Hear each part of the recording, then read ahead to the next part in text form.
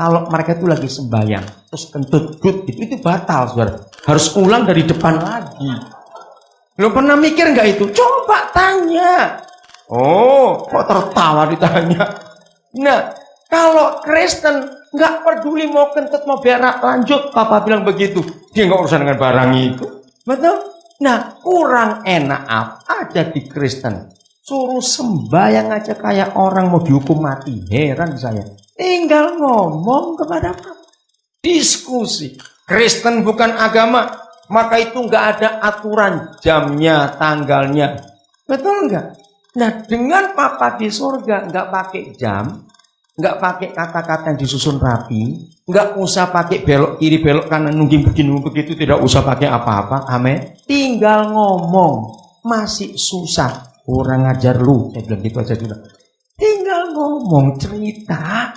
Nah, itu Papa di surga. Amin. Nggak usah takut. Tidak berdosa, doa tidak merem. Karena ayatnya tidak ada. Tapi kenapa kita merem? Supaya konsentrasi. Kalau ada penjual bakso, bakso lah buyar kalau begitu. Enggak itu. Jadi merem itu cuma peraturan agama. Di Alkitab tidak ada. Ngerti sekarang? Jadi mau doa sambil guling-guling, mau doa sambil nyetir, apa saja boleh ngomong dengan. Nah, terus saya tanya, mana ayatnya Papa? Yang memberitahu berapa perabotnya surga itu berapa? Supaya mindakannya nggak repot. Karena dia tahu saya nggak tahu, langsung dia ingatkan saya. Roma 14:17. Setelah saya baca, saya kaget.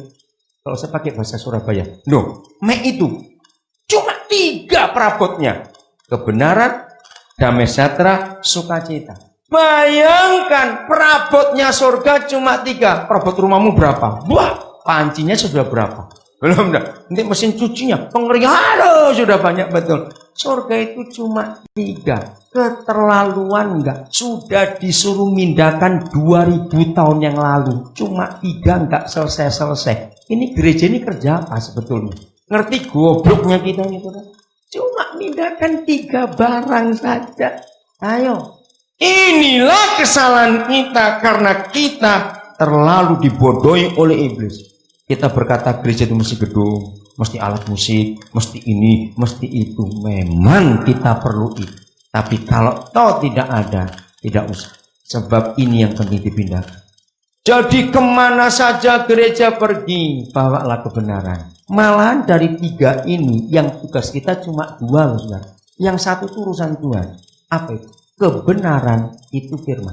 Betul? Firman, kita nggak perlu otak-atik. Ya sudah, sokokkan aja firman, begitu saja.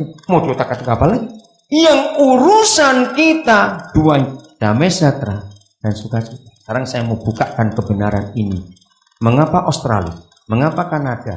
Mengapa Eropa? Mengapa New Zealand? Semua negara kulit putih yang berbasis Kristen tadinya, social security-nya paling hebat di dunia. Betul tidak? Karena ayat ini. Saudara pernah tahu kata welfare? Ayat ini, damai sejahtera. Ternyata pemerintah Kristen zaman dulu menggenapkan ini. Maka itu mengapa orang-orang ingin pindah ke negara-negara barat itu?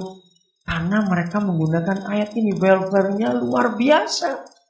Damai sejahtera dan sukacita. Akhirnya manja-manja orang.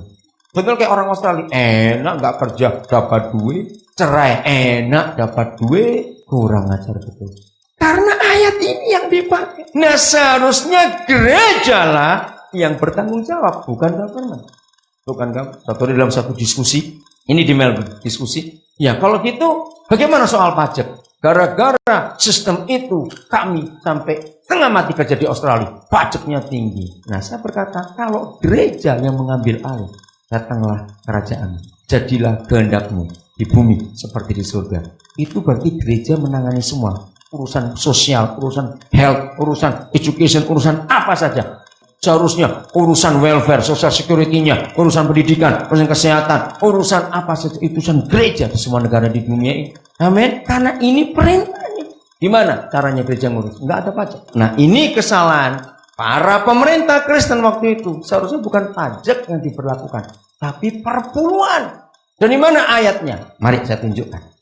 Maaf para pendeta yang khotbah perpuluhan cuma Malayaki saja. Kalau khotbah ayat ini, jatah pendeta pasti berkurang 75%. Nah, maka itu banyak pendeta nggak mau khotbah perpuluhan dalam Ulangan 26 ayat 12. Nah, waktu kami diskusi dengan para pendeta di Melbourne ayat ini, mereka tertawa. Ini kesalahannya. Nah, kenapa kami bisa nyekolahkan orang gratis? Karena kami pakai ayat ini. Perpuluhan dari teman-teman mereka tahu diberikan kepada kami karena kami menyekolahkan orang-orang itu. Sudah Ulangan 26 ayat 12. Inilah yang diganti jadi kata pajak, tax oleh government. Seharusnya tidak. Semua orang harus menggunakan hukum ini. Apabila dalam tahun yang ketiga, tahun persembahan persepuluhan, bayangkan ini nggak cuma tiap bulan, nggak cuma tiap tahun, cuma 3 tahun sekali. Masih ngomel, dasar pelit, skaker, medit, semuanya masuk semua di situ. Cuma 3 tahun sekali.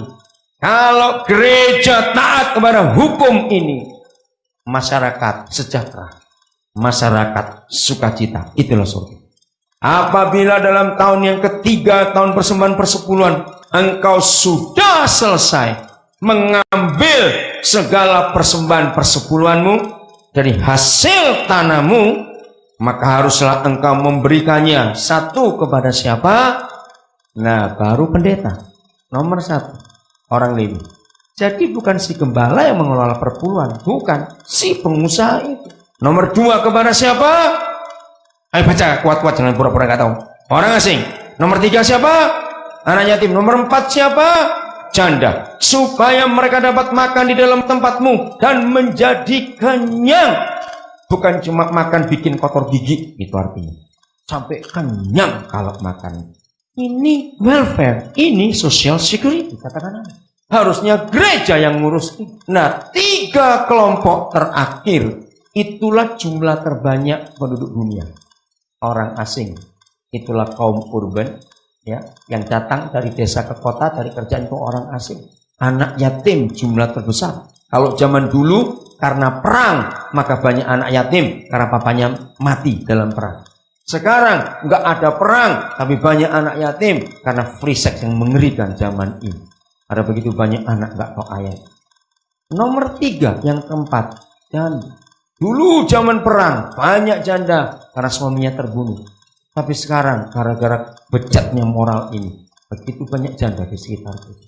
Saudara, ini toh yang ditanggung oleh pemerintah Australia, pemerintah bangsa-bangsa Kristen. Seharusnya cukup perpuluhan gereja saja. Maaf. Begitu banyak pendeta khotbah perpuluhan, ayat ini nggak pernah disinggung.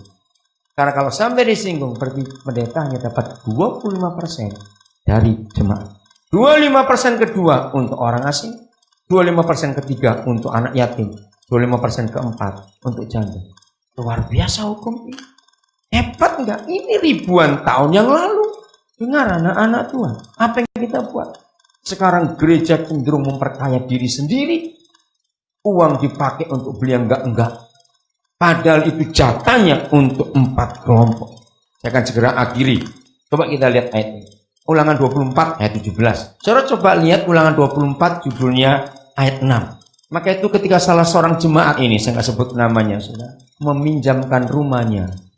Rumah mahal, tanpa bayar di daerah Bogor. Sudah 3 tahun ini kami pakai. Saya dengan 8 anak saya melatih, memintarkan, mengajar anak-anak jalanan di daerah Baranang Siang, Terminal Bogor itu. Jemaat Eklesia, luar biasa.